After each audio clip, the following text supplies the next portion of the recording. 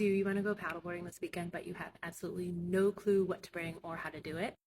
In this video, I'm going to tell you what you need to bring.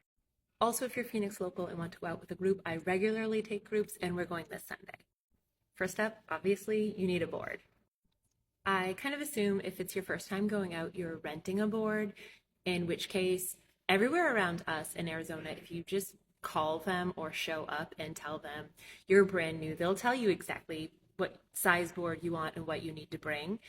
But if you're somewhere that's a little bit less helpful, you need to decide, do you want a inflatable board or do you want a solid board? If you get an inflatable, you'll need either a hand pump like this one or an electric pump like this one. It plugs right into your lighter thing in your car. And if you have a solid, not inflatable board, obviously you don't need a pump. Regardless of which kind of board you bring, you're obviously going to need a paddle. It looks like this. It doesn't look like a kayaking paddle with paddles on either end, although you can use that if you just sit down on your board.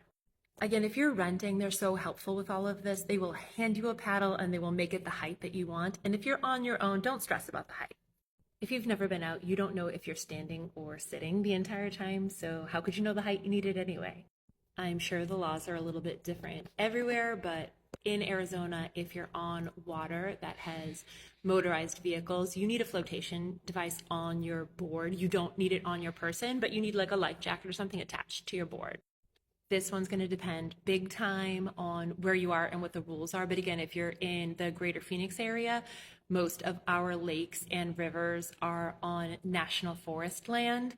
So you either need the America the Beautiful pass, which you can get for like $80 a year, the Tonto National Forest Pass, which you can get an annual, I think it's around $80 also, or you can buy a day use pass, which just gives you 24 access to the forest. The forest is where the water is. If you're buying one of the annuals, you can buy those online or at one of the park places. You can Google that. And if you're buying a day use, I'm going to do a whole separate video on that, but you can buy it either at the location that you're paddling, or there's a bunch of like CVS and gas stations on the way out of town. You can get them. You can also Google that. Just Google Tonto National Forest Day Pass.